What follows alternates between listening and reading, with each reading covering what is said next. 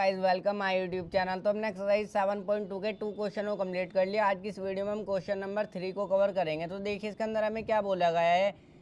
A B C is an isosceles triangle in which altitude B and C F are drawn to equal sides A C and A B respectively. देखो question number 3 में ए B सी एक isosceles triangle है और इसकी जो equal side है ना ए सी और ए बी, उन पर जो है एल्टीट्यूड ड्रॉ किए गए हैं। एल्टीट्यूड जो होते हैं वो हमारे हमेशा 90 डिग्री का एंगल बनाते हैं। देखो ए सी डायग्राम आपको दिखाई दे रहा होगा। ए सी और ए बी ये दोनों जो है इक्वल साइड है और इन पर जो है एल्टीट्यूड ड्रॉ किए गए हैं। एक एल्टीट्यूड बी ई ड्रॉ किया गया है और एक सी एफ ड्रॉ किया गया है। B E and C F altitude B and C F are drawn to equal side A C and A B respectively. अब देखो रेस्पेक्टिवली का क्या मतलब है। यहाँ पर पहले ए सी आया है और यहाँ पर पहले ए सी आया है। देखो यहाँ पर पहले बी ई आया है और यहाँ पर पहले ए सी आया है, यानी कि बी ई एल्टीट्यूड जो है ए सी पर ड्रॉ किया गया है। देखो डायग्राम में देख सकते हो ये बी ई एल्टीट्यूड जो है ये ए सी पर ड्रॉ किया गया है, यानी कि बी जो है इस पर ए सी पर 90 डिग्री का एंगल बनाएगा। देखो इधर भी 90 डिग्री का एंगल बनेगा और इधर भी 90 डिग्री का एंगल बनेगा। दोनों तरफ 90 डिग्री का एंगल बनेगा जब ये बी इस पर एल्टीट्यूड है। मैंने बता दिया एल्टीट्यूड जो होता है हमें हमेशा 90 डिग्री का एंगल बनाता है। मैं ये भी बोल सकता हूँ बी ई जो है इस पर परपेंडिकुलर है ए सी पर, मैं ये भी बोल सकता हूँ। और देखो बाद में सी एफ आया एंड के बाद, यानी कि सी एफ जो है वो ए बी पर देखो एल्टीट्यूड है। ये जो सी एफ है ये इस पर ए बी पर एल्टीट्यूड ड्रॉ किया गया है। ये सी एफ देखो ध्यान से देखो, ये रहा हमारा सी एफ, ये जो है इस पर ए बी पर एल्टीट्यूड ड्रॉ किया गया है। मैं ये भी बोल सकता हूँ सी एफ जो है परपेंडिकुलर है ए बी पर, यानी कि सी एफ जो है इस पर ए बी पर 90 डिग्री का एंगल बनाएगा। तो देखो इस तरीके से दोनों तरफ 90 डिग्री का एंगल बनेंगे। मैंने बता दिया एल्टीट्यूड हमारे 90 डिग्री का एंगल बनाते हैं। बी जो है ए सी पर ड्रॉ किया गया है, एल्टीट्यूड बी ए सी पर ड्रॉ किया गया है और सी एफ जो है यहाँ पर ए बी पर ड्रॉ किया गया है। अब देखो क्या बोला गया है, show that these altitude are equal. हमें यहाँ पर ये शो करना है कि ये एल्टीट्यूड जो है हमारे इक्वल है, यानी कि B E is equal to C F. ये जो बी ई और सी एफ है ये दोनों जो है इक्वल है, हमें जो है इन दोनों को इक्वल यहाँ पर शो करना है। तो देखो क्वेश्चन बिल्कुल आसान है। किस तरीके से करेंगे, अब इसका जो है मैं सोल्यूशन करता हूँ।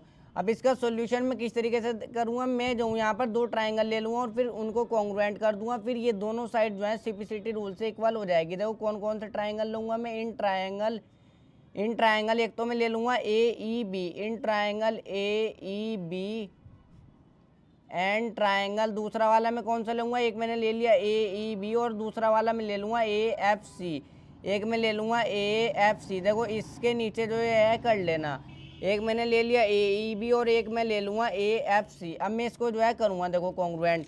मैं एक बार डायग्राम देखो मैं इस तरीके से रफली भी समझ सकता हूँ। मैंने अलग अलग बना करके डायग्राम देखो दिखा दिया, एक ए ई बी लिया है और एक ए एफ सी लिया है।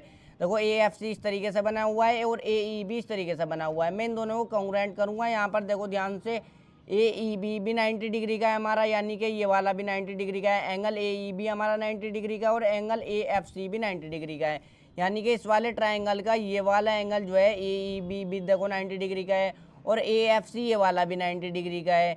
एक चीज़ तो ये हो गई। और एंगल ए जो है यहाँ पर कॉमन है दोनों में, और ए सी और ए बी ये दोनों साइड भी इक्वल हैं, तो आराम से कॉन्ग्रुएंट हम कर लेंगे। देखो अलग अलग डायग्राम बना करके मैंने दिखा दिया ताकि अच्छे से समझ में आए। तो अब देखो सबसे पहले तो यहाँ पर मैं ये लिख दूंगा angle A is equal to angle A, angle A is equal to angle A. ये जो है हमारा देखो कॉमन है, तो angle A is equal to angle A हमारा आ गया, ये हमारा कॉमन हो गया। अब देखो यहाँ पर ध्यान से देखो एंगल ए हमारा कॉमन हो गया और एंगल ई और एंगल एफ दोनों 90 डिग्री के हैं। चाहे एंगल ई एंगल एफ लिख लो चाहे पूरा लिख लो, angle A E B, angle A E B भी जो है देखो हमारा ये भी 90 डिग्री का है। और एंगल ए एफ सी की बात करूँगा, यानी कि ये वाला एंगल होगा ए एफ सी भी 90 डिग्री का है। एंगल ए एफ सी ये भी हमारा जो है 90 डिग्री का है, ईच 90 डिग्री। देखो दोनों जो है हमारे 90 डिग्री के हैं। उसके बाद ये वाली साइड ए बी और ए सी ये दोनों साइड इक्वल है। मैंने बता दिया इस वाले ट्राइंगल की ए बी साइड और इस वाले ट्राइंगल की ए सी साइड ये दोनों इक्वल है, क्वेश्चन में हमें दिए हुए हैं। और इन पर इक्वल साइड पर ही हमारे एल्टीट्यूड ड्रॉ किए गए थे। तो A B is equal to A C, यहाँ पर ये भी लिख दोगे A B is equal to A C. ये चीज़ हमें जो है देखो गिवन है।